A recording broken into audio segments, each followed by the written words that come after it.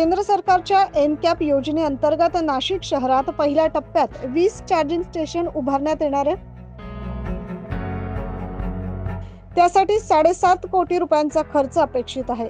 मागील 1 वर्षापासून रखडलेल्या ई चार्जिंग स्टेशन उभारणी कामाला आता लवकरच मुहूर्त लागणार आहे। यासाठी निविदा प्रक्रियेत दिल्ली येथील कंपनी त्यासाठी पात्र ठरली आहे। शहरातील राजीव गांधी भवन, पश्चिम विभागीय कार्यालय, पूर्व विभागीय कार्यालय, नाशिक रोड विभागीय कार्यालय, सातपूर विभागीय कार्यालय आणि पंचवटी विभागीय कार्यालय अशा तब्बल 20 ठिकाणी चार्जिंग स्टेशन उभारण्यात येणार आहे। शहरातील इलेक्ट्रिक वाहनास पसंती देणाऱ्यांची संख्या दिवसेंदिवस वाढते।